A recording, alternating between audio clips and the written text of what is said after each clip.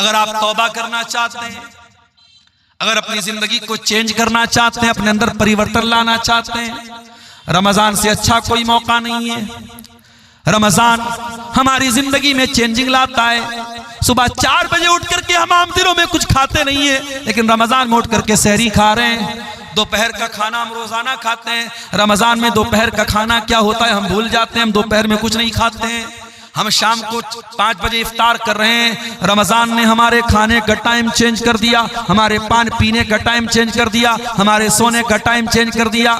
जो रमजान हमारे खाने पीने सोने का टाइम चेंज कर सकता है, वो रमजान हमारे गुनाहों की दुनिया को भी चेंज कर सकता है। अगर कोई शराब पीता है, आए सच्ची तौबा करे कि इस रमजान से मैं शराब को हाथ नहीं लगाऊंगा। कोई सिगरेट पी रहा है, कोई नशा कर रहा है, कोई जिना कर रहा है, आए और इस रमजान में अल्लाह से सच्ची तौबा करे, अल्लाह अब मैं जिना के करीब नहीं जाऊंगा, मैं शराब के करीब नहीं जाऊंगा, मैं हराम काम के करीब नहीं जाऊंगा। मेरे प्यारे साथियों, रमजान एक बेहतरीन मौका है अल्लाह से सच्ची तौबा करने का। और इसीलिए रमजान के आखिरी अशरे में जो एक रात आती है, जिस रात को अल्लाह ने खैरुम मिनल फिशार 1000 महीनों से अफजल कहा है। 1000 महीना कितना होता है? 84 साल। एक रात की इबादत 84 साल से भी बेहतर है, उससे अफजल है। वो रात रमजान के आखिरी अशरे की कोई रात है। हजरत आयशा ने पूछा, अय अल्लाह के नबी, अरअयता इन अलिमतु अय्य लैलतिन लैलतुल क़द्र, अय अल्लाह के नबी अगर मुझे पता चल जाए कि कौन सी रात कद्र की रात है, अगर मुझे मालूम हो जाए कि कौन सी रात शब-ए कद्र है, मैं उसमें क्या पढ़ूंगी? आपने फरमाया, अय आयशा तुम ये दुआ पढ़ा करो, अल्लाहुम्मा इन्नका अफ़ुव्वुन तुहिब्बुल अफ़्वा फ़अफ़ु अन्नी। अय अल्लाह तू माफ करने वाला है, तू माफी को पसंद करता है, मुझको भी माफ कर दे। कितनी प्यारी दुआ है। रमजान के आखिरी अशरे में ताक रातों में है, हम अल्लाह से ये दुआ कर रहे हैं। हम अल्लाह से कारोबार नहीं मांग रहे हैं, जायदाद नहीं मांग रहे हैं, खेत खलिहान नहीं मांग रहे हैं, बच्चों की तंदुरुस्ती नहीं मांग रहे हैं, बीवी की सेहत नहीं मांग रहे हैं। हम क्या मांग रहे हैं? अल्लाहुम्मा इन्नका अफ़ुव्वुन तुहिब्बुल अफ़्वा, अय अल्लाह तू माफ करने वाला है और तू माफी को पसंद करता है। अय अल्लाह तू कुरान में बार बार कहता है, व इन ताफू व तस्फहू, अय मेरे बंदो तुम माफ कर दो ज्यादा बेहतर है। तुम बदला ले सकते हो, तुम इंतकाम ले सकते हो, मगर माफ कर दो तो ज्यादा बेहतर है। अय अल्लाह तू कुरान में बार बार ये ऐलान करता है, मेरे बंदो माफ कर दिया करो, मेरे बंदो दरगुजर कर दिया करो। अय अल्लाह इन्नका अफ़ू, तू माफ करने वाला है, तुहिब्बुल अफ़्वा, माफी को पसंद करता है, फ़अफ़ु अन्नी, अय अल्लाह मैं भी तेरा पापी बंदा हूँ, मैं गुनाहों की गठरी लेके आया हूँ, मैं गुनाहों की पोटली लेके आया हूँ। अय अल्लाह रमजान की ताक रातों में तेरी बारगाह में हाथ उठा के दुआ कर रहा हूँ, अय अल्लाह तू मेरे पापों को माफ कर दे, मुझे दरगुजर कर दे। ये दुआ भी मेरे प्यारे साथियों हमें सिखा रही है कि रमजान का बहुत अहम काम क्या है, हम तौबा करें। और बड़े बदनसीब हैं वो लोग जो रमजान में 14 घंटे भूखे रहते हैं, प्यासे रहते हैं, बीवी के पास नहीं जाते हैं, हलाल चीजों को अल्लाह के हुक्म पर छोड़ देते हैं, लेकिन हराम छोड़ने को तैयार नहीं है। अगर आप 14 घंटे हलाल छोड़ सकते हैं अल्लाह के हुक्म पर, तो हराम क्यों नहीं छोड़ सकते? यही तो ट्रेनिंग दे रहा है रमजान, यही तो ट्रेनिंग दे रहा है रोजा, कि अगर आप फजर से लेकर के मगरिब तक खाना हलाल है, पानी हलाल है, बीवी हलाल है, अगर आप हलाल चीजों को छोड़ सकते हैं तो ऐ शराब पीने वाले तू शराब क्यों नहीं छोड़ सकता? ऐ ज़िना करने वाले तू ज़िना क्यों नहीं छोड़ सकता? ऐ हराम रिलेशनशिप में अपनी जिंदगी बर्बाद करने वाले, अपने बीवी को धोखा देने वाले शौहर, अपने शौहर को धोखा देने वाली बीवी, तू क्यों नहीं हराम रिश्ते से तू तौबा कर सकती है? अगर तू अल्लाह के हुक्म पर हलाल को छोड़ सकती है तो हराम को क्यों नहीं छोड़ सकती है? कुल या इबादियल्लज़ीना असरफू, ऐ मेरे बंदो, ऐ मेरे बंदो, तुमने पाप कर करके, तुमने गुनाह कर करके अपनी जानों पर बहुत जुल्म कर लिया, बहुत अत्याचार कर लिया, अपने आप को बहुत सता लिया। ऐ मेरे गुनहगार बंदो, आ जाओ, तुम्हारा परवरदिगार तुमको अपने दामन में बुला रहा है, अपनी रहमत में बुला रहा है। ला तक़नतू मिर रहमतिल्लाह, ऐ गुनाह करके अपनी जानों पर जुल्म करने वाले मेरे बंदो, तुम अल्लाह की रहमत से कभी मायूस मत होना। जानते हो अल्लाह की रहमत कितनी बड़ी है? चलिए मैं 2 हदीसें आपको पढ़ के सुनाता हूं, अल्लाह की रहमत कितनी बड़ी है। अल्लाह के नबी फरमाते हैं, इन्ना लिल्लाहि मियत रहमा, अल्लाह ताला के पास 100 रहमतें हैं, 99 रहमतें उसने अपने पास रखी है, एक रहमत उसने दुनिया में उतारी है। दुनिया में जो माँ को बच्चों से प्यार है, जो दुनिया के बड़े बड़े दरिंदे, जंगली जानवर, सांप, बिच्छू, ये भी अपने बच्चों पर जो दया दृष्टि करते हैं, जो कृपा करते हैं, जो रहम करते हैं, जो मर्सी उनके दिल में आती है, जो प्यार और मोहब्बत एक माँ के दिल में उमड़ता है, जानवरों के दिल में, इंसानों के दिल में, अल्लाह के नबी ने फरमाया वो एक रहमत जो अल्लाह ताला ने दुनिया में उतारी है, उस एक रहमत की वजह से ये होता है जो माँ के दिल में बच्चा जितना भी नाफरमान हो जाए, माँ कभी बच्चे से रिश्ता नहीं तोड़ती है, माँ कभी बच्चे को सताती नहीं है, माँ बच्चे से कभी बदला नहीं लेती है। जंगली जानवरों के अंदर भी, जहरीले जानवरों के अंदर भी अपने बच्चों के लिए जो प्यार है, जो प्रेम है, वो अल्लाह की एक रहमत की वजह से है।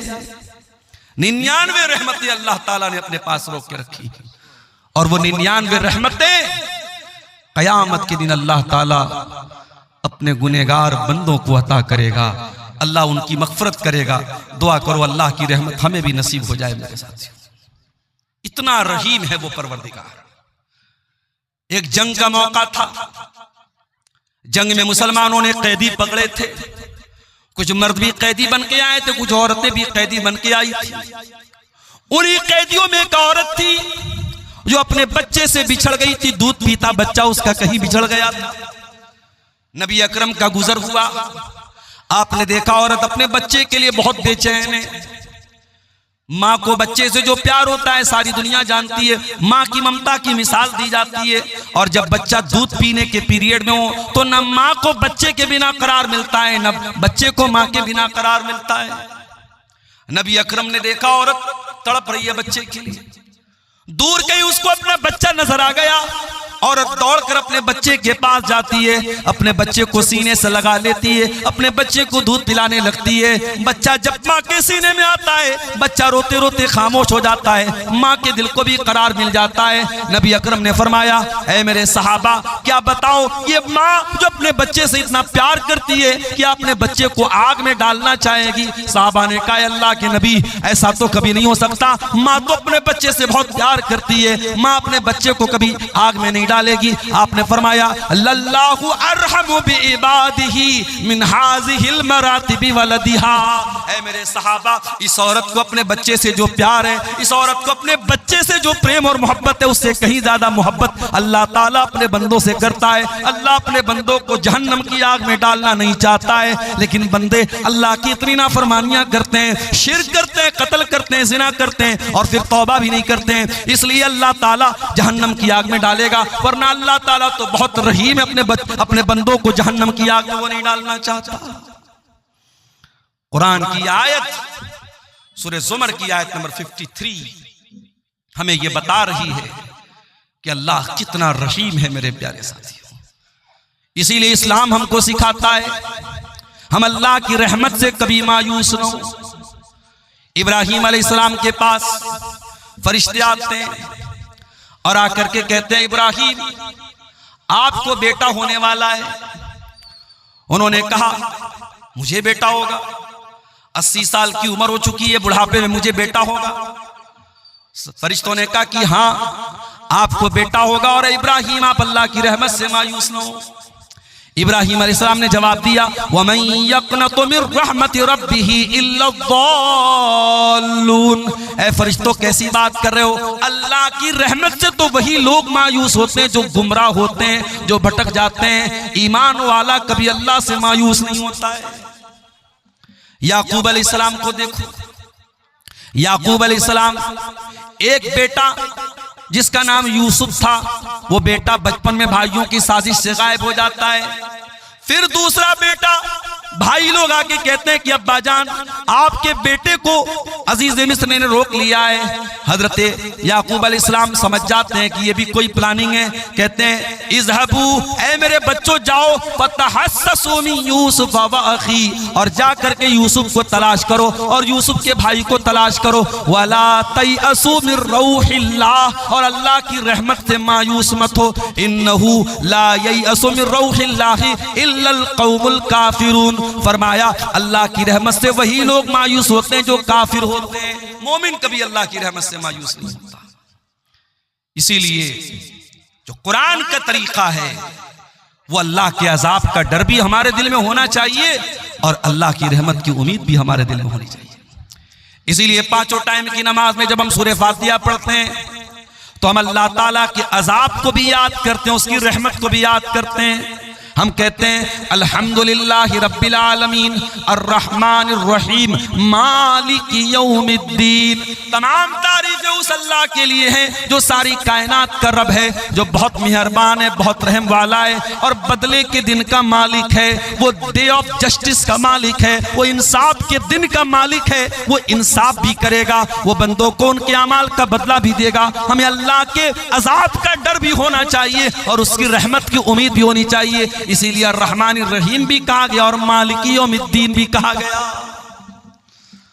कुरान की आयत दुनिया के तमाम गुनहगारों को दावत दे रही है। ऐ शराब पीने वालों, ऐ जिना करने वालों, ऐ कत्ल करने वालों, ऐ गलत कामों में अपने हाथों को मुलव्विस करने वालों, ला तक़नतू मिन रहमतिल्लाह, तुम अल्लाह की रहमत से मायूस मत होना। लोग कहते हैं सुबह का भूला शाम को लौट जाए, उसे भूला नहीं कहते, लेकिन दुनिया वाले फिर भी माफ नहीं करते हैं। शराबी अगर सुधर भी जाए तो ताना मारने वाले ताना मार देते हैं, अरे ये तो पहले शराब पिया करता था। कोई बुरा इंसान नेक बन जाए, दुनिया वाले कभी न कभी ताना मार देते हैं, अरे तुम्हारे पहले की जिंदगी क्या हमें मालूम नहीं है, तुम पहले कैसे थे। उसके माजी को याद दिला दिला करके, उसकी पिछली जिंदगी को याद दिला दिला करके लोग ताना मारते हैं। मगर ऐ अल्लाह तू कैसा करीम है, तू कैसा रहीम है, तू क्या ऐलान कर रहा है। फरमाया मेरे बंदो इन्नल्लाह यगफिरुज़्ज़ुनूब जमीआ, तुम सच्ची तौबा तो कर लो, तुम अल्लाह से माफी तो मांग लो, तुम अल्लाह के सामने अपने आंसुओं को बहा तो लो, तुम अल्लाह के सामने गिड़गिड़ा तो लो। अल्लाह तुम्हारे तमाम गुनाहों को माफ करने को तैयार है। अल्लाह एक बार भी पलट के पिछले गुनाहों का तुमसे कोई हिसाबो किताब ना लेगा, एक बार पलट करके तुम्हारी पिछली जिंदगी का नाम भी ना लेगा। अल्लाह सारे गुनाहों को माफ कर देगा। इन्नहु हुवल गफूरुर रहीम, अल्लाह बहुत बख्शने वाला, बहुत रहम करने वाला है। कुल या इबादी अल्लज़ीना अस्रफू अला अनफुसिहिम, ऐ मेरे बंदो जिन्होंने गुनाह करके अपनी जान पर जुल्म किया है। अच्छा, अल्लाह ने यह क्यों कहा कि गुनाह करके अपनी जान पर जुल्म किया है? इसमें भी एक सबक है। जब हम कोई पाप करते हैं, जब हम कोई गुनाह करते हैं तो दूसरों का नुकसान नहीं करते, हम पहले अपना नुकसान करते हैं। दुनिया का हर गुनहगार, दुनिया का हर पापी, दुनिया का हर गलत काम करने वाला सबसे पहले अपने आप को नुकसान पहुंचाता है। गुनाहों का असर उसकी अपनी जिंदगी पर भी पड़ता है। आज जिना करने वाले क्यों एड्स की बीमारी का शिकार हो रहे हैं, आज शराब पीने वाले क्यों कैंसर के मरीज हो रहे हैं, आज तंबाकू खाने वाले क्यों कैंसर हॉस्पिटलों में भरे पड़े हैं, आज नमाज न पढ़ने वाले क्यों अल्लाह की रहमतों से दूर हैं। मेरे प्यारे साथियों, जब आप गुनाह करेंगे, जब पाप करेंगे, उसका सबसे पहला नुकसान आपको खुद सहना पड़ेगा। हमारे बाप आदम, हमारी माँ हव्वा आराम से जन्नत में रहते थे। अल्लाह ने खुली छूट दी थी, तुम्हें जो खाना है खा लो, जो पीना है पी लो, आराम से जन्नत में रहो।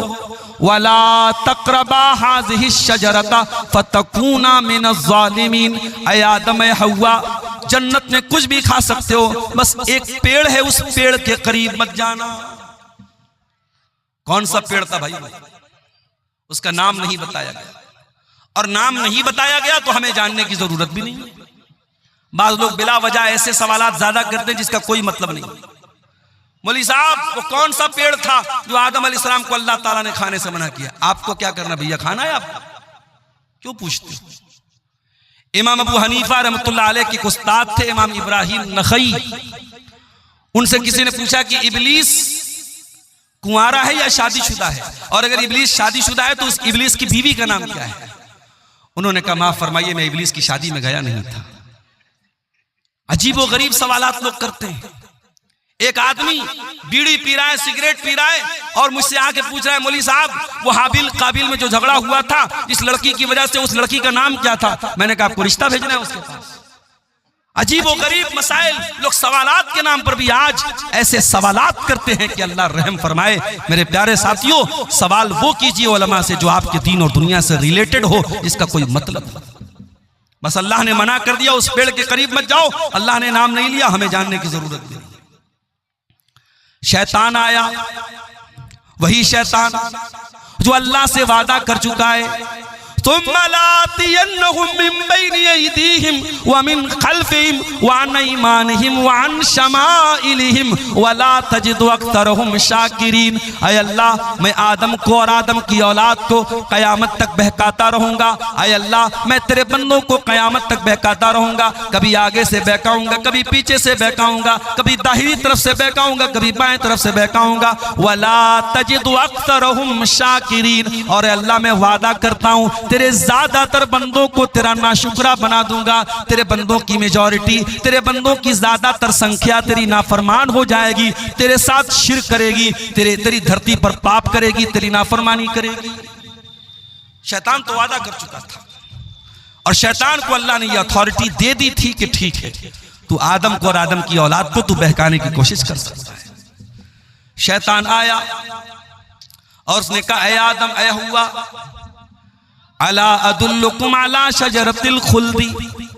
ऐ आदम, ये पेड़ जिसके करीब जाने से अल्लाह ने मना किया है, ये पेड़ कोई मामूली पेड़ नहीं है, ये अमृत का पेड़ है, ये हमेशा हमेश तुम्हें जिंदगी देगा। इस पेड़ का फल तुम खा लोगे तो हमेशा हमेश रहोगे। अच्छा, एक बात ये पता चली कि इंसान की जो नेचुरल ख्वाहिश होती है कि उम्र लंबी मिल जाए, ये इंसान की जो नेचुरल ख्वाहिश है, ये आदम अलैहिस्सलाम के अंदर भी थी। शैतान ने हजरत आदम को बहकाने के लिए रास्ता कौन सा अपनाया, हथियार कौन सा चुना? कहा कि ऐ आदम, ये पेड़ ऐसा है, अमृत का पेड़ है, इसको खा लोगे कभी मौत नहीं आएगी। तो लंबी जिंदगी की जो तलब होती है वो आदम के अंदर भी थी। कहा, ऐ आदम, इस पेड़ को खा लो, तुम हमेशा हमेश रहोगे। लेकिन शैतान को यह भी पता था आदम इतनी जल्दी मेरी बात नहीं मानेंगे। वकासमहुमा इन्नी लकुमा लमिनन नासिहीन। शैतान ने कसम खा के कहा, ऐ आदम, मैं अल्लाह की कसम खा के कहता हूं, मैं तुम्हारी खैर खाही चाहता हूं। पता ये चला अल्लाह वालों को अल्लाह के नाम पे आसानी से बेवकूफ बनाया जा सकता है। जो अल्लाह को मानने वाला हो उसके सामने अल्लाह की कसम खा लो, वो बात मान लेगा, वो इकरार कर लेगा। शैतान ने अल्लाह की कसम खा के कहा, ऐ आदम, ऐ हव्वा, मैं तुम्हारा बहुत बड़ा खैर का हूं, बहुत बड़ा तुम्हारा भलाई चाहने वाला हूं। कुरान कहता है, फदल्लाहुमा बिगुरूर। शैतान ने हमारे बाप आदम को, हमारी माँ हव्वा को अपने शीशे में उतार लिया, उनसे वो पाप करवा दिया, उनसे वो गलती हो गई और उन्होंने वो पेड़ का फल खा लिया। फलम्मा ज़ाक़ा शजरा, और जब दोनों ने उस पेड़ को सिर्फ चख लिया, खाया भी नहीं था, सिर्फ चखा था। हाय हाय, खाया भी नहीं, अल्लाह ने अकला नहीं कहा, अल्लाह ने जाका कहा, यानी आदम और हव्वा ने बस उस पेड़ को जरा सा टेस्ट किया था। अरे खाया होता तो क्या असर होता, सिर्फ टेस्ट किया था, सिर्फ जरा सा मुंह में डाला था। फलम्मा ज़ाक़ा शजरत बदत लहुमा सौआतुहुमा, जैसे ही उस पेड़ के फल को उन्होंने स्वाद ले लिया, उसका टेस्ट ले लिया, उसको मुंह में डाल लिया, दोनों की शर्मगाहें खुल गई, दोनों के बदन के कपड़े उतर गए। अल्लाह की नाफरमानी की पहली सजा क्या मिली? नंगे हो गए। जन्नत में रेशम के कपड़े पहनते थे, बेहतरीन कपड़े पहनते थे, आदम का कपड़ा भी उतर गया, हव्वा का कपड़ा भी उतर गया। अच्छा, जब दोनों नंगे हो गए तो पहली चिंता क्या हुई कि अपनी शर्मगाह को कैसे ढांपा जाए। कुरान कहता है बदत लहुमा सौआतुहुमा व तफीका यक्सिफानी अलैहिमा मिन वरक़िल जन्ना। और आदम और हव्वा दोनों जन्नत के पत्तों से अपनी शर्मगाह को ढांपने लगे। उन्हें नंगा रहना पसंद नहीं था, उन्हें शर्मगाह का खुला रहना पसंद नहीं था। आज कितने बदतमीज लोग हैं, कितने बेगैरत लोग हैं, नंगे रहने को और शर्मगाह को दिखाने को वो बहुत बड़ी तरक्की समझते हैं। आज कितनी लड़कियां हैं, कितनी औरतें जो अपने जिस्म की नुमाइश करके इंस्टाग्राम पर पैसे कमा रही हैं। कितने बेगैरत शौहर हैं जो अपनी बीवी के जिस्म की नुमाइश करके पैसे कमा रहे हैं। वो लोगों, ये नंगा रहना, ये नंगापन, ये न्यूडिटी, ये वल्गैरिटी, ये उरियानियत, ये बेहुदापन, ये आदम का तरीका नहीं है, ये हव्वा का तरीका नहीं है। आदम का तरीका तो अपने आप को कवर करना है, अपने आप को छुपाना है।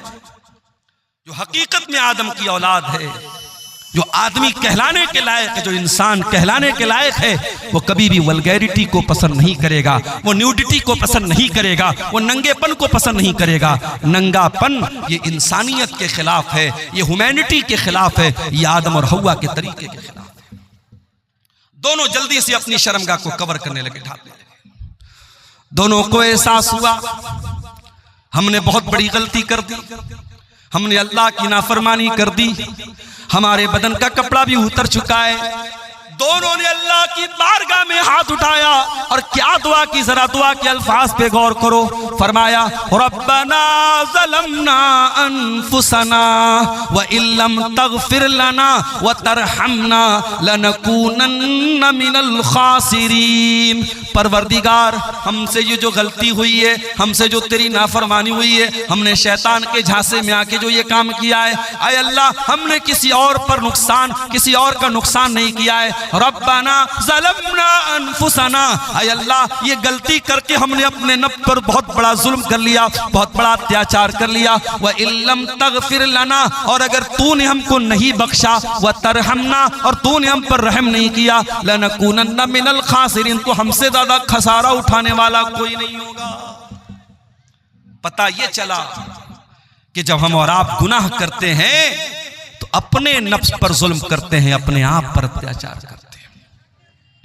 और आगे बढ़िए, यूनुस अलैहिस्सलाम को देखिए, अपनी कौम को छोड़ के चले गए अल्लाह की इजाजत के बगैर, अल्लाह की मर्जी के बगैर, अल्लाह की इजाजत के बगैर, अल्लाह के हुक्म के बगैर अपनी बस्ती को छोड़ के चले गए। अल्लाह ने कहां पहुंचा दिया? फल्तकमहुल हूत, मछली के पेट में पहुंचा दिया। कितनी बड़ी मछली रही होगी, और उस मछली के पेट में यूनुस अलैहिस्सलाम बिल्कुल सही सलामत है। यह भी अल्लाह की बहुत बड़ी कुदरत है। मछली के पेट में यूनुस अलैहिस्सलाम पहुंच गए। अब जरा गौर करना मेरे भाइयों, समुंदर का अंधेरा है, मछली के पेट का अंधेरा है, रात का अंधेरा है, तीन अंधेरे हैं। यूनुस अलैहिस्सलाम तीन अंधेरों में पहुंच चुके हैं। दुनिया का कोई नेटवर्क वहां नहीं पहुंच सकता है। आज का दौर होता, एयरटेल भी काम न करता, BSNL भी काम न करता, जियो भी काम नहीं करता। आज पहाड़ों पे चले जाओ, मोबाइल का नेटवर्क काम करना बंद कर देता है। फ्लाइट पे चले जाओ, एयरप्लेन मोड में मोबाइल को डालना पड़ता है। आज भी दुनिया इतनी तरक्की कर चुकी है, लेकिन बहुत सारी जगह ऐसी है जहां नेटवर्क नहीं मिलता है, जहां मोबाइल कंपनियों का नेटवर्क नहीं पहुंचता है। वो लोगों, जहां दुनिया के किसी नेटवर्क का कवरेज ना हो, जहां दुनिया का कोई सिम ना पहुंच सके, वहां मेरे परवरदिगार का नेटवर्क मौजूद होता है। यूनुस अलैहिस्सलाम मछली के पेट में पहुंच चुके हैं। उन्हें एहसास हो गया मुझसे गलती हो गई, मुझे अल्लाह की इजाजत के बगैर अपनी कौम को छोड़ के नहीं जाना चाहिए था। फनादा फिज़्ज़ुलुमात, उन्होंने मछली के पेट में अल्लाह को पुकारा। उनके दिल में एक बार भी ये ख्याल नहीं आया ये तो मछली का पेट है, ये तो अंधेरा है, ये तो समुंदर की गहराई है, यहाँ मेरी आवाज अल्लाह तक कैसे पहुंचेगी। यूनुस को यकीन था जहाँ दुनिया का कोई नेटवर्क ना पहुंचे वहां अल्लाह का नेटवर्क मौजूद है। फनादा फिज़्ज़ुलुमात, उन्होंने मछली के पेट में अल्लाह को पुकारा। और क्या पुकारा? ला इलाहा इल्ला अंता सुब्हानका इन्नी कुन्तु मिनज़्ज़ालिमीन। ऐ अल्लाह, तेरे सिवा मेरा कोई माबूद नहीं, तेरे सिवा मेरा कोई सहारा नहीं। सुब्हानका, तू पाक है। इन्नी कुन्तु मिनज़्ज़ालिमीन, ऐ अल्लाह मैं बहुत बड़ा जालिम हूं, मुझसे गलती हो गई, अल्लाह मुझको माफ फरमा दे। हो लोगो, दुआ मांगने की तमीज सीखो, दुआ मांगने का तरीका सीखो। आगे रमजान आ रहा है, रमजान दुआओं का महीना है। जब रोजा रख के तुम अल्लाह से दुआ करोगे, अल्लाह जरूर तुम्हारी दुआ को सुनेगा। इसलिए कि अल्लाह कुरान में जहां रमजान का जिक्र करता है, जहां रोजे का जिक्र करता है, वहीं अल्लाह ये भी कहता है वइज़ा सालका इबादी अन्नी फइन्नी करीब। ऐ मेरे नबी, जब मेरे बंदे आपसे मेरे बारे में सवाल करें तो जवाब दे दीजिए, मैं करीब हूँ। उजीबु दावत दाई, मैं दुआ करने वालों की दुआओं को सुनता हूँ। शर्त ये फलयस्तजीबू ली वलयुमिनू बी, बंदे मेरी बात तो माने, बंदे मेरे ऊपर ईमान तो ले आए। अगर आप अल्लाह की बात मानेंगे, अल्लाह पर ईमान लाएंगे, अल्लाह आपकी हर दुआ सुनने को तैयार है। हमें दुआ मांगने का तरीका ही नहीं आता मेरे साथी। यूनुस ने अल्लाह से कितनी प्यारी दुआ मांगी, इसीलिए अल्लाह के नबी फरमाते हैं दावतो ज़िन्नून, मछली वाले नबी की दुआ जब मुसलमान किसी मुसीबत में पड़ता है तो अल्लाह ताला जरूर उसकी मुसीबत को दूर करेगा। ये बहुत प्यारी दुआ है। ला इलाहा इल्ला अंता सुब्हानका इन्नी कुन्तु मिनज़ ज़ालिमीन। ऐ अल्लाह, तेरे सिवा मेरा कोई माबूद नहीं है, तू पाक है, मैं जालिम हूँ। जरा इस दुआ के अंदर भी गौर करो, बंदा अपने आप को जालिम कह रहा है। इसका मतलब ये हुआ कि जब भी हम कोई गुनाह करते हैं तो पहले अपना नुकसान करते हैं। और ये बात याद रखो मेरे साथ, आपके गुनाहों की सजा आपके बच्चे भी भुगत रहे हैं, हमारे गुनाहों की सजा हमारा परिवार भी भुगतता है। हम कोई पाप करते हैं, उसका असर हमारे बच्चों पर भी पड़ता है, हमारी बीवी पर भी पड़ता है, हमारे परिवार पर भी पड़ता है, हमारी पूरी जिंदगी पर पड़ता है। इसीलिए अल्लाह कुरान में कहता है वमन आरज़ा अन ज़िक्री फ़इन्न लहू मईशतन ज़नका, जो मेरे जिक्र से मुंह मोड़ेगा, जो मेरी नाफरमानी करेगा, जो मेरी शरीयत को छोड़ देगा, हम उसकी जिंदगी को परेशानी वाली जिंदगी बना देंगे। व नहशुरुहु यौमल क़ियामति आमा, और क़यामत के दिन उसको अंधा बना करके उठाएंगे।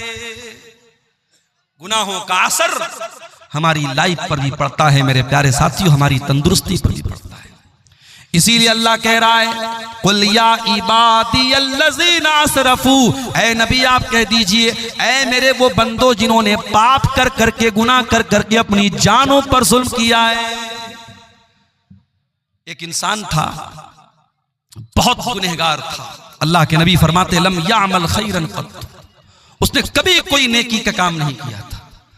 मरने का टाइम आया, सारे बच्चों को बुलाया, ऐ मेरे बच्चों, मैं बहुत बड़ा गुनहगार हूं, मैंने दुनिया में कभी कोई नेकी का काम नहीं किया है।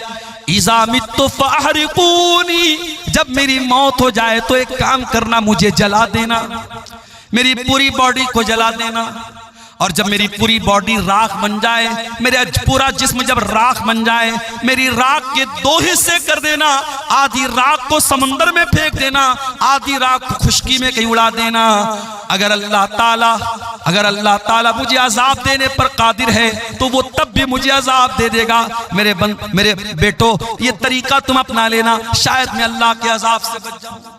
मैं बहुत बड़ा गुनहगार हूं, अगर अल्लाह मेरी पकड़ करेगा मैं अल्लाह के अजाब से बच नहीं पाऊंगा। इसलिए तुम मुझे जला करके मेरी राख को आधा समंदर में डाल देना, आधा खुशकी में डाल देना, शायद मैं अल्लाह के अजाब से बच जाऊं। अल्लाह के नबी फरमाते हैं उसके बेटों ने ऐसा ही किया। उसके मरने के बाद उसको जला दिया, उसकी राख को आधा हिस्सा समंदर में डाल दिया, आधा हिस्सा खुशकी में डाल दिया। अल्लाह ताला कुल्ले शैइन कदीर है, अल्लाह ने उसकी राख के सारे जर्रात को इकट्ठा करके उसे दोबारा जिंदा किया आलम बरज़ख में। और अल्लाह ने पूछा कि ऐ मेरे बंदे, तुझे किस चीज ने इस अमल पर उभारा? तूने अपने बेटों को ऐसी वसीयत क्यों की? तूने अपने बेटों से ये क्यों कहा कि मुझे जला देना?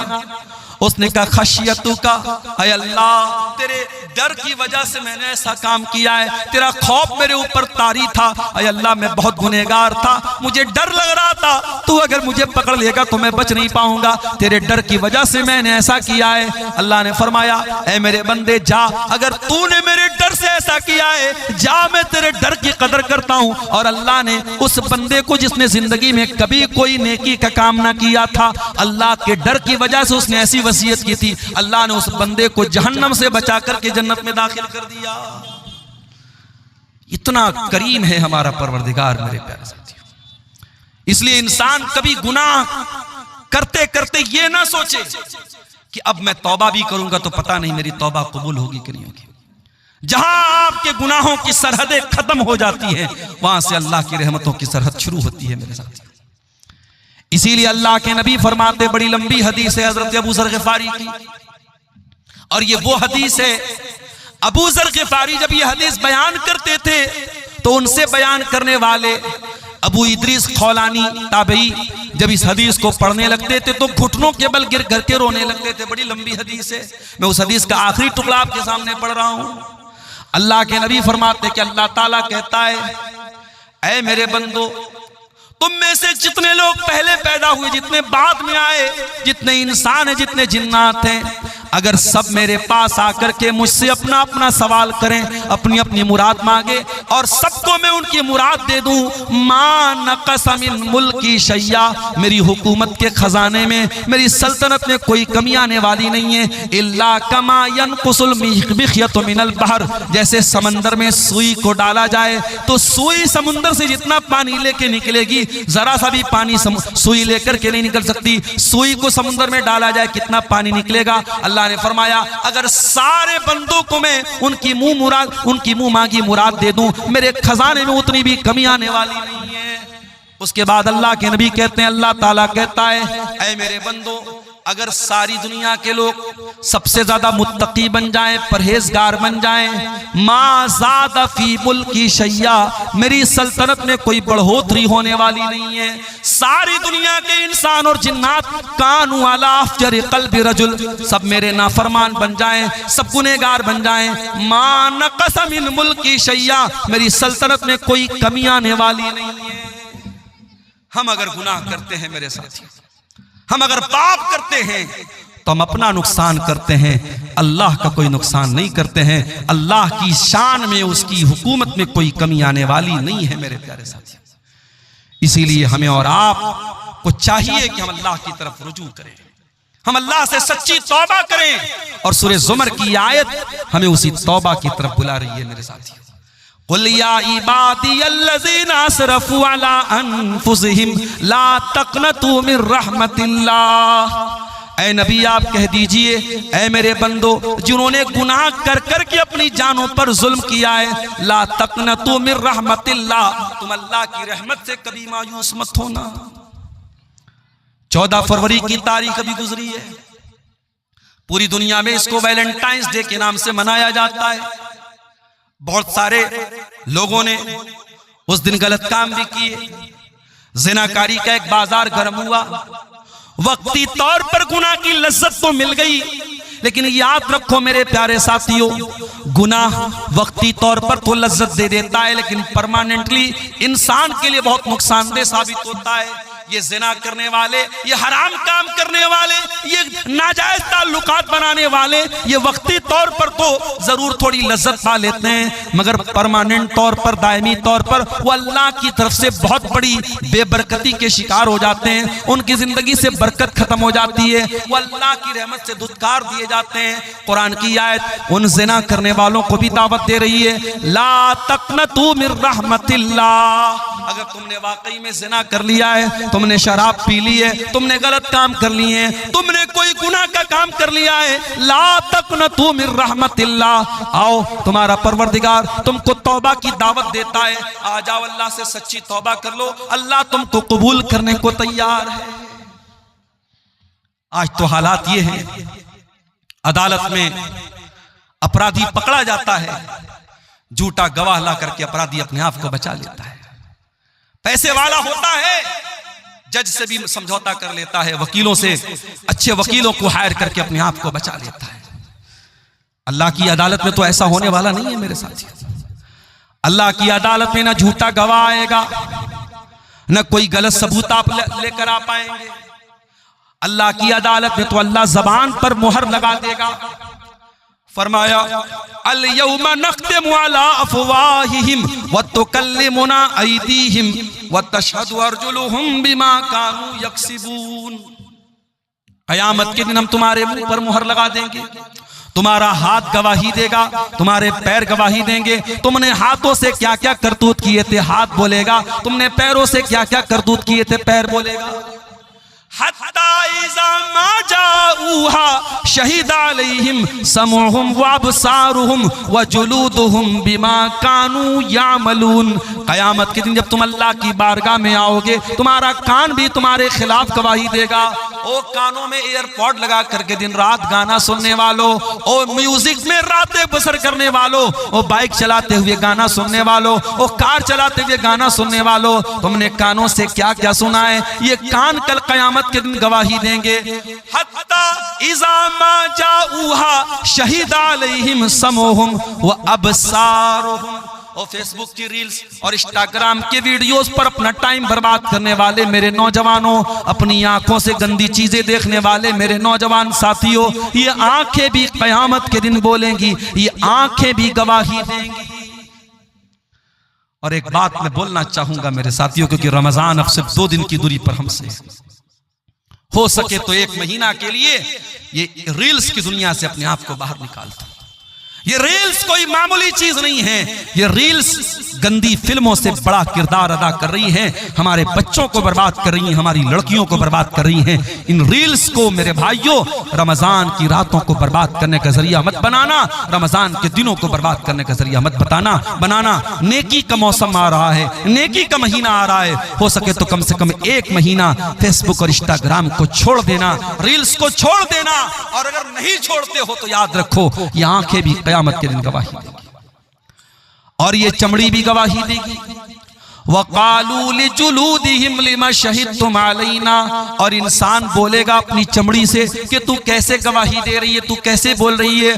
क़ालू अंतक़नल्लाहुल्लज़ी अंतक़ कुल्ल शै। इंसान की चमड़ी कहेगी कि अल्लाह ने हमको बोलना सिखाया है, इसलिए आज हम बोल रहे हैं। तो दुनिया में हमारे झूठे गवाह हमें बचा लेंगे, मगर अल्लाह की अदालत में कोई झूठा गवाह नहीं होगा। वहां कान गवाही देगा, वहां आंखें गवाही देंगी, वहां हाथ गवाही देंगे, वहां पैर गवाही देंगे। इसलिए मेरे प्यारे साथियों, इससे पहले कि अल्लाह की अदालत में हमारा केस जाए, हम दुनिया में अल्लाह से सच्ची तौबा कर लें, हम अल्लाह के सामने माफी मांग लें। नबी अकरम के पास एक सहाबी आए, उनका नाम था माइस बिन मालिक असलमी। उन्होंने अल्लाह के नबी के पास आके कहा, अय अल्लाह के नबी, इन्नी असब्तु ज़िना, मैंने ज़िना कर लिया है, मैं शादीशुदा इंसान हूं, मुझसे ज़िना हो गया है, मुझे मालूम है शादीशुदा की इस्लाम में ज़िना करने की क्या सजा है। अय अल्लाह के नबी, मैं आखिरत में ज़िना की सजा नहीं पाना चाहता हूँ, मुझे दुनिया में सजा दे दीजिए, मुझे पत्थरों से मार मार के ख़त्म कर दीजिए, मुझे रज्म कर दीजिए, मैं दुनिया की सजा झेलने को तैयार हूँ, मैं आखिरत में ये सजा नहीं झेलना चाहता हूँ। नबी अकरम ने अपने सहाबा से कहा, जरा पता लगाओ इन्होंने शराब तो नहीं पी है। सहाबा ने मुंह सूंघा, अय अल्लाह के नबी शराब के नशे में नहीं है। फिर आपने पता लगाओ इनका दिमाग तो नहीं खराब हो गया है, इनको पागलपन का दौरा तो नहीं आ रहा है। सहाबा ने तहकीक करके बताया, अय अल्लाह के नबी दिमाग भी बिल्कुल ठीक ठाक है। आपने फरमाया अच्छा जाओ बाद में आना। नबी ने एक मौका और दे दिया। कुछ दिनों के बाद माइस बिन मालिक असलमी फिर आते हैं, अय अल्लाह के नबी मुझे ज़िना की सजा दे दीजिए, मैंने बहुत बड़ा पाप कर लिया है। आपने फरमाया जमीन में गड्ढा खोदो। गड्ढा खोदा गया, माइस का आधा धड़ गड्ढे में डाला गया, आधा धड़ बाहर रखा गया और पत्थरों से मार मार के माइस बिन मालिक असलमी को कत्ल किया गया। उनको ज़िना की सजा दी गई, उनको रज्म किया गया, उनको मार दिया गया। जब माइस को ये सजा दी गई, आपने उनके मरने के बाद कहा इनको कफनाया जाए, मैं इनका जनाजा पढ़ाऊंगा। हजरत उमर फारूक ने कहा, अल्लाह के नबी कैसी बात कर रहे हैं, एक जानी का जनाजा आप पढ़ाएंगे, एक ज़िना करने वाले के जनाजे की नमाज आप पढ़ाएंगे। आपने फरमाया लक़द ताब तौबतन लौ ताबहा सबऊन मिन अहलिल मदीनति लवसियतहुम। ऐ उमर, तुम्हें क्या मालूम ये इसने कितनी सच्ची तौबा की है। ऐ उमर, ये चाहता तो अपने आप को बचा सकता था, कौन जानता था इसने ज़िना किया है। इसने आकर के मेरे पास सच्ची तौबा की है, इसने आकर के अपने गुनाह का इकरार किया है। ऐ उमर, इसने इतनी सच्ची तौबा की है, अगर मदीना के 70 गुनहगार भी ऐसी तौबा कर लेते तो अल्लाह 70 गुनहगारों को माफ कर देता। नबी ने जनाजे की नमाज पढ़ाई। और इस वाक़े के कुछ ही दिनों के बाद अल्लाह के रसूल के पास एक औरत आती है। उस औरत का नाम तो नहीं मालूम, लेकिन वो कबीले गामिद की औरत थी, गामिदिया, उसको हदीसों में गामिदिया का नाम आया है। गामिदिया औरत आती है और वो आकर के कहती है, अल्लाह के नबी मुझे पाक कर दीजिए, मैंने भी ज़िना किया है। और बाज़ उलमा ने लिखा कि माइस बिन मालिक अस्लमी ने इसी के साथ ज़िना किया था, वल्लाहु आलम, इसका कोई प्रूफ नहीं है। उसने आकर के कहा, अल्लाह के नबी मुझे ज़िना की सजा दे दीजिए। आपने उसको टालने की कोशिश की। उसने कहा, अल्लाह के नबी आप मुझे टालना चाहते हैं जैसे आप माइस बिन मालिक को टालना चाहते थे। अय अल्लाह के रसूल, इन्नी लहुबला, मैं हमल से हूँ, मैं पेट से हूँ, मेरे पेट में बच्चा भी है, वलदुज़ ज़िना भी है। अय अल्लाह के नबी, मैं वाकई में ये पाप मैंने किया है, मुझको आप ज़िना की सजा दे दीजिए। नबी अकरम ने कहा, अगर वाकई में तुम हमल से हो तो जाओ, जब बच्चे की डिलीवरी हो जाए, जब बच्चा पैदा हो जाए, तब तुम मेरे पास आना। यहाँ अपराधी अपने आप को बचाता है, यहाँ अपराधी खुद चल के आया है और अल्लाह के नबी उसको बचने का मौका दे रहे हैं। 9 महीने का टाइम आपने दे दिया। 9 महीने के बाद जब बच्चा पैदा हो गया, वो औरत अपने बच्चे को गोद में लेकर के आती है। अय अल्लाह के नबी, मैं वही औरत हूँ, गामिदिया, बच्चा पैदा हो चुका है, ये बच्चा ले लीजिए और मुझको ज़िना की सजा दे दीजिए। आपने फरमाया, नहीं नहीं, बच्चा अभी बहुत छोटा है, अभी माँ के दूध के बिना ये बच्चा नहीं रह पाएगा। जब तक ये माँ का दूध पी रहा है तुमको सजा नहीं मिलेगी। जाओ, जब बच्चा दूध छोड़ देगा, जब रोटी खाने लगेगा, तब तुम मेरे पास आना। 2 साल का टाइम आपने और दे दिया। जरा गौर करो मेरे प्यारे साथियों, 2 साल लंबा टाइम होता है। शायद सहाबा भी उस औरत को भूल चुके हैं, शायद अल्लाह के नबी भी भूल चुके हैं, शायद किसी को उस औरत के बारे में कुछ याद भी नहीं है। 2 साल के बाद सहाबे किराम के साथ अल्लाह के नबी बैठे हैं। एक औरत आती है, उसके हाथ में छोटा बच्चा है और बच्चे के हाथ में रोटी का टुकड़ा है। अय अल्लाह के रसूल, मैं वही गामिदी औरत हूँ, मेरा बच्चा रोटी खाने लगा है, दूध छोड़ चुका है। अय अल्लाह के नबी, अब देर न कीजिए, मैंने जो पाप किया था उस पाप का बोझ में अपने सीने पर महसूस कर रही हूँ। अय अल्लाह के नबी, मुझे ज़िना की सजा दुनिया में दे दीजिए, मैं आखिरत की सजा झेल नहीं पाऊंगी। तहिरनी या रसूल अल्लाह, अय अल्लाह के नबी मुझे पाक कर दीजिए। आपने बच्चा एक मुसलमान के हवाले किया। औरत को गड्ढा खोद के गड्ढे में डाला गया, पूरे बदन को कस करके चादर से लपेटा गया ताकि बेपर्दगी ना हो। हाय हाय, औरत को ज़िना की सजा हो रही है, पत्थरों से मारा जाएगा। लेकिन इस्लाम औरत के पर्दे का कितना ख्याल रखता है कि ये सजा भी बेपर्दगी के साथ नहीं दी जाएगी। आज दुनिया वाले अपने आप को कहते हैं हमने औरत को बड़ी इज्जत दे दी। अरे तुमने क्या इज्जत दी? अमेरिका का वो आदमी जिसका नाम जेफरी एप्स्टीन है, जिसके नंगेपन की फिल्में आज दुनिया के सामने आ रही हैं, जो 6 साल से लेकर के 14 साल तक की बच्चियों के साथ रेप किया करता था। बाकायदा उसका एक आइलैंड था अमेरिका में, और उस आइलैंड पर वो 6 साल से लेकर के 14 साल तक की बच्चियों को किडनैप करता था, उनके साथ दरिंदगी करता था, उनको नोचता था, उनके साथ जिना करता था। और यही नहीं, एप्स्टीन फाइल में यहां तक मौजूद है कि वो दरिंदा बच्चियों को कत्ल करके उनका गोश्त खाया करता था। ये दरिंदे ये आज इंसानियत की बात करते हैं, ये हैवान ये आज औरत की आजादी की बात करते हैं। अरे औरत को इज्जत अगर किसी ने दी है तो मजहब इस्लाम ने दी है, औरत को सम्मान किसी ने दिया है तो मजहब इस्लाम ने दिया है। औरत को सजा मिल रही है ज़िना की, मगर इस्लाम उस सिचुएशन में भी बेपर्दगी की तालीम नहीं देता है। नबी ने कहा उस औरत के पूरे बदन को कपड़े से कस करके बांधा जाए ताकि उसकी बेपर्दगी ना हो, उसके जिस्म की नुमाइश ना हो। पत्थरों से मारा जाने लगा। औरत का कपड़ा खून से लथपथ हो गया। थोड़ी देर के बाद उस औरत का इंतकाल हो गया। जब उसके ऊपर पत्थर मारा जा रहा था, उसके खून के कुछ छींटे हजरत खालिद बिन वलीद के कपड़े पर पड़ गए। खालिद बिन वलीद का सफेद कपड़ा, उस पर उस औरत के खून के छींटे पड़ गए। खालिद बिन वलीद की जबान से कुछ नाज़ेबा कलमात निकल गए, कुछ गलत चीजें निकल गई। पता नहीं कैसी गंदी औरत का खून मेरे कपड़े पर पड़ गया, इस तरीके का कोई जुमला उनके जुबान से निकल गया। नबी ने फरमाया, महलन या खालिद, ऐ खालिद खबरदार, अपनी जबान को लगाम दो। लक़द ताबत तौबतन लौ ताबहा साहिब मुहसिन लगफ़िर लहू। ऐ खालिद, इस औरत ने इतनी सच्ची तौबा की है, अगर कोई डाकू, कोई डाका डालने वाला भी अगर तौबा करता तो अल्लाह ताला उसकी तौबा को कबूल कर लेता। मेरे प्यारे साथियों, उसके बाद अल्लाह के नबी ने उस औरत की भी जनाजे की नमाज पढ़ाई है। इसको तौबा कहते हैं। मेरे प्यारे साथियों, जब गुनहगार अपने गुनाहों के एहसास के बोझ के तले दब जाए और अल्लाह से अपनी गुनाहों की माफी मांगे, इसको तौबा कहते हैं। तौबा कोई खिलवाड़ नहीं है मेरे प्यारे साथियों, तौबा कोई मजाक नहीं है। जब तक इंसान को अपने गुनाहों का एहसास न हो, जब तक अपने गुनाहों की जिंदगी पर शर्मिंदगी न हो, नदामत न हो, जब तक उसकी आंखों से नदामत के आंसू न बहते हो, तब तक तौबा का कोई मतलब नहीं। और यह भी याद रखो मेरे प्यारे साथियों, अगर इंसान ने कोई ऐसा गुनाह किया है जिसका ताल्लुक हुकूकुल इबाद से है, किसी की जमीन हत्या ली, किसी का माल हड़प लिया, किसी के साथ चीटिंग कर ली, बेईमानी कर ली, फ्रॉड कर लिया, किसी की जमीन पर नाजायज कब्जा कर लिया, किसी के मकान पर तजावुज कर लिया, तो ये वो गुनाह है जो सिर्फ तौबा करने से माफ नहीं होगा, जो सिर्फ अल्लाह के सामने रोने से माफ नहीं होगा। अगर आपने हुकूकुल इबाद पे डाका डाला है, अगर आपने किसी का हक मारा है, तो वो हक आपको देना पड़ेगा। दुनिया में पैसे के बदले आप पैसा देते हैं।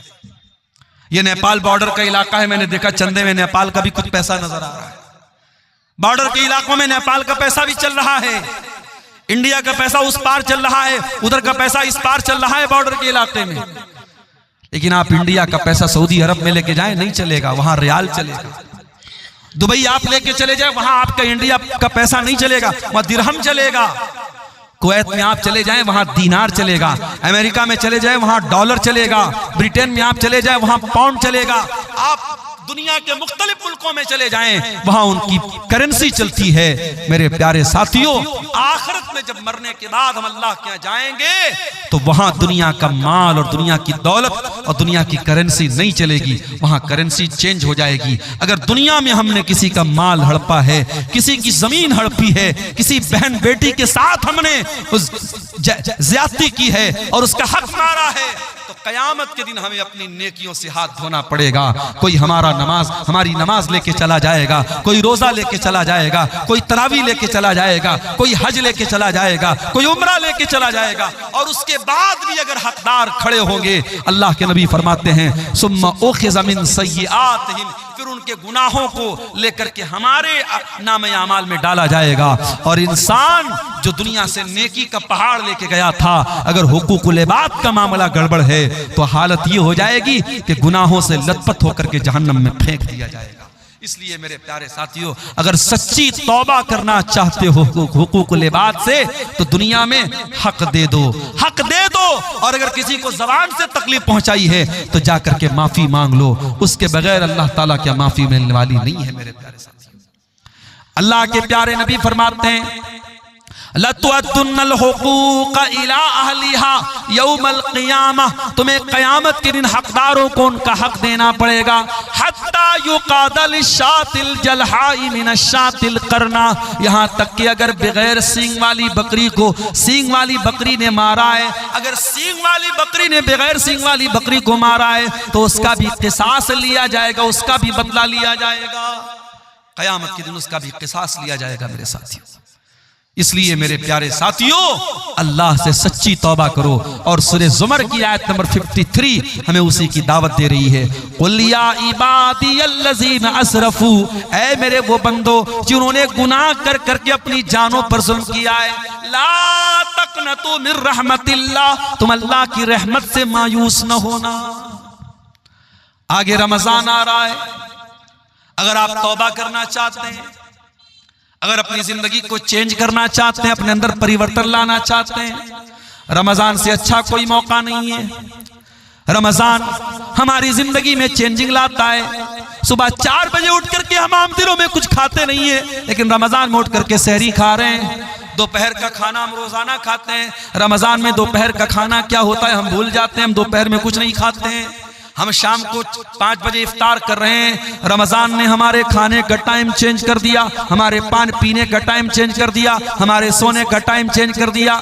जो रमजान हमारे खाने पीने सोने का टाइम चेंज कर सकता है, वो रमजान हमारे गुनाहों की दुनिया को भी चेंज कर सकता है। अगर कोई शराब पीता है, आए सच्ची तौबा करे कि इस रमजान से मैं शराब को हाथ नहीं लगाऊंगा। कोई सिगरेट पी रहा है, कोई नशा कर रहा है, कोई जिना कर रहा है, आए और इस रमजान में अल्लाह से सच्ची तौबा करे, अल्लाह अब मैं जिना के करीब नहीं जाऊंगा, मैं शराब के करीब नहीं जाऊंगा, मैं हराम काम के करीब नहीं जाऊंगा। मेरे प्यारे साथियों, रमजान एक बेहतरीन मौका है अल्लाह से सच्ची तौबा करने का।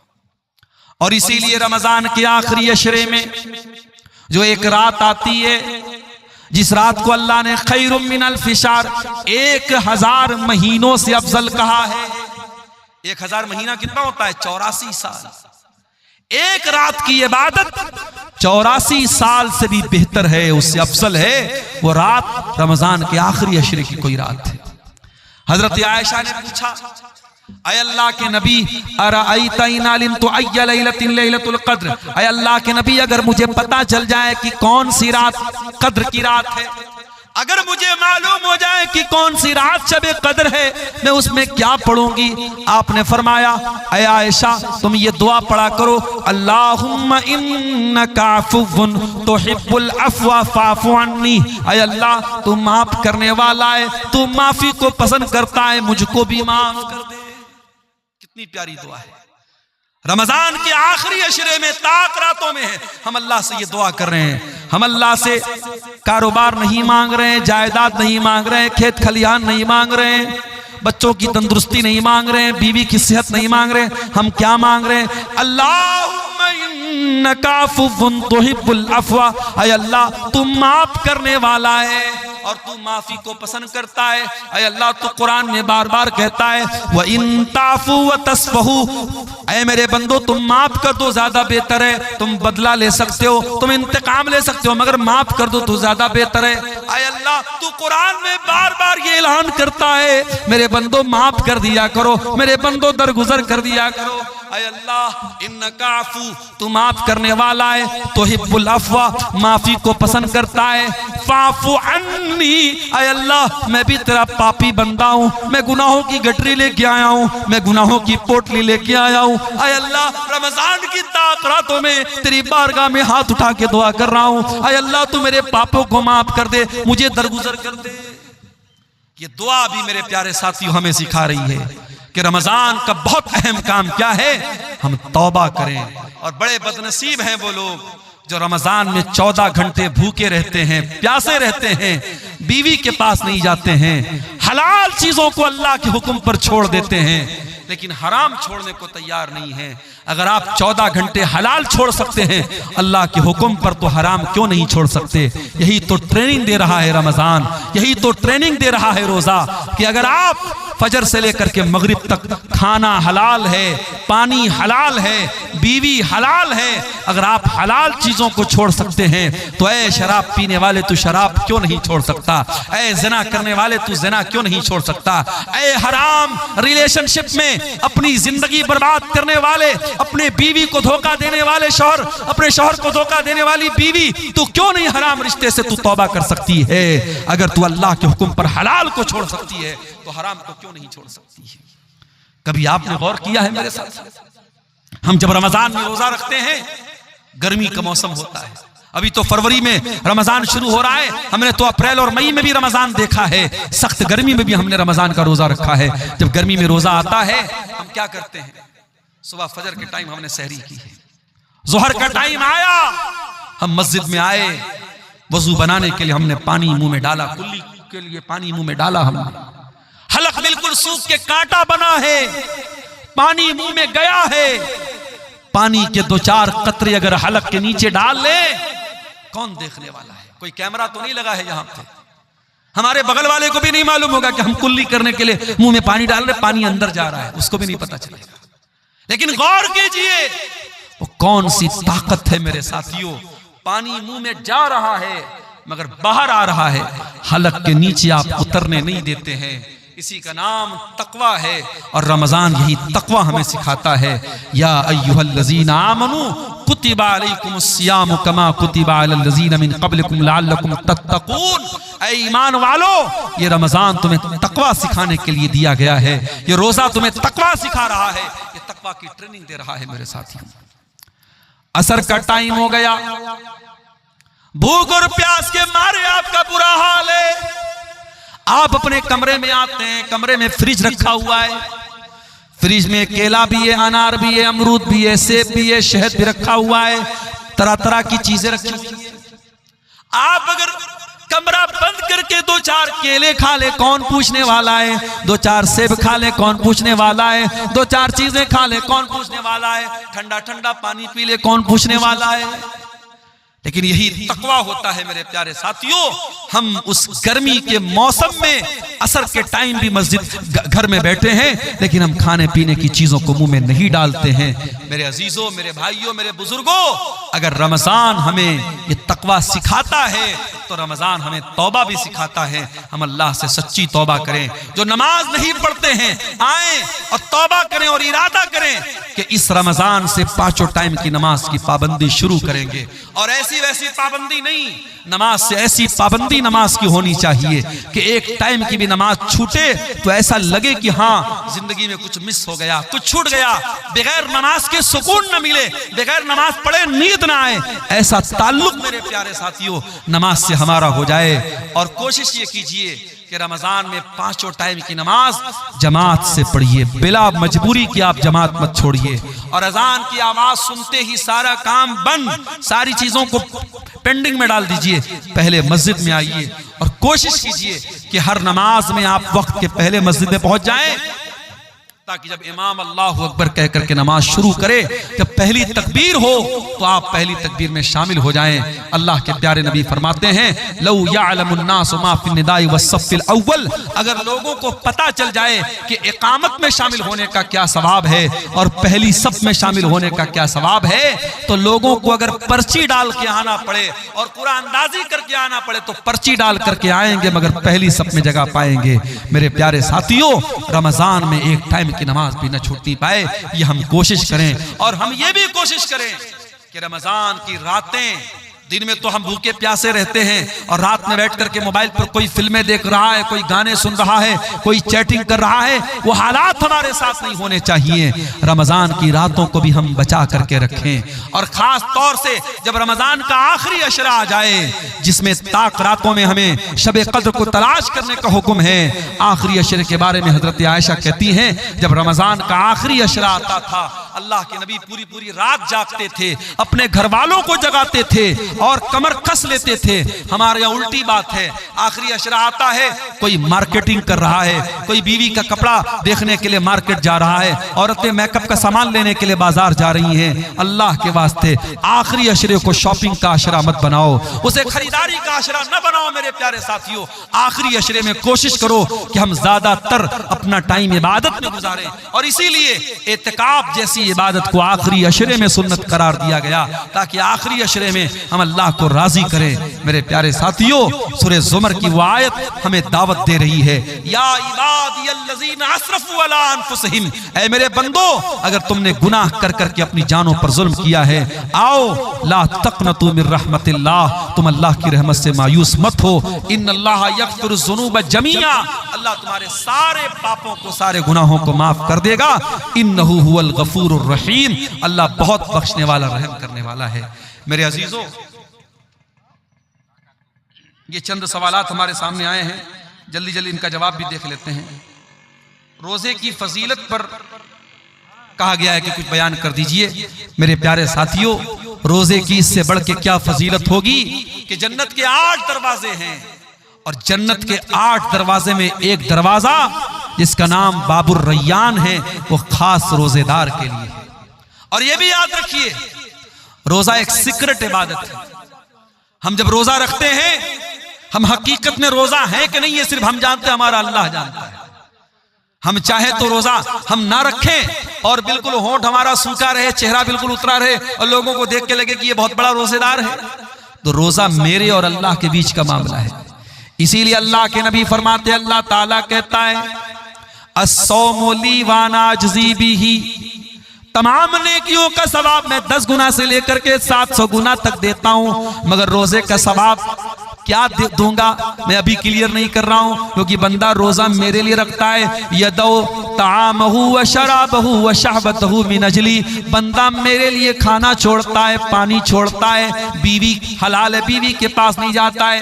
जब मेरा बंदा मेरे लिए अपनी हलाल चीजों को छोड़ रहा है तो मैं क्या बदला दूंगा मैं अभी क्लियर नहीं करूंगा। ये आखिरत में पता चलेगा, ये कयामत के दिन पता चलेगा कि रोजे का बदला क्या मिलेगा। तो रोजा एक ऐसा अमल है मेरे प्यारे साथियों, जिसका सवाब अल्लाह ताला ने सीक्रेट रखा है।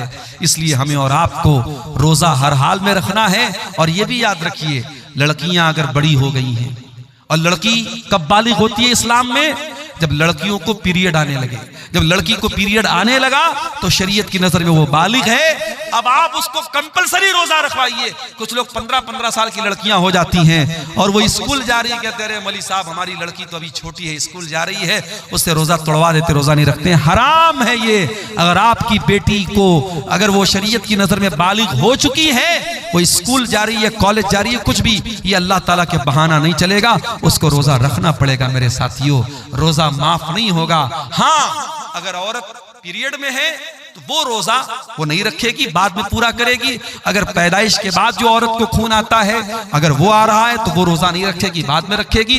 औरत अगर प्रेग्नेंट है और रोजा रखने से बच्चे को नुकसान है तो वो रोजा नहीं रखेगी, उस रोजे की बाद में वो कज़ा करेगी। अगर बच्चे को दूध पिला रही है औरत और अगर उस हालत में वो बच्चे को दूध पिला रही है, अगर उस हालत में रोजा रखेगी तो उसकी सेहत को नुकसान हो रहा है, तो वो उस रोजे की कज़ा बाद में करेगी। लेकिन बाकी आप बिला किसी उज्र के, मजबूरी के अगर आप रोजा छोड़ते हैं तो ये जायज नहीं है। कुतिबा अलैकुमुस सियाम, अल्लाह ने रोजे को फर्ज करार दिया है।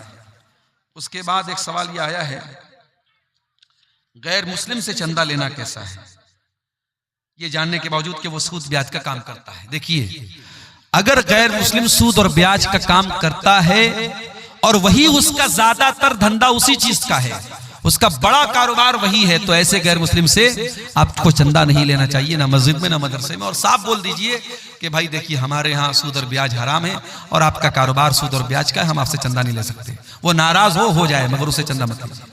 लेकिन अगर कोई गैर मुस्लिम ऐसा है जो ज्यादातर कारोबार उसका तो जायज चीजों का है, लेकिन चूंकि वो गैर मुस्लिम है, वो इस्लाम को तो नहीं मानता है, और कुछ चीजों का वो हराम का भी कारोबार करता है, लेकिन मेजर हिस्सा, बड़ा हिस्सा उसके कारोबार का हलाल है, तो उसका चंदा आप ले सकते हैं। मस्जिद में भी ले सकते हैं, मदरसे में भी ले सकते हैं।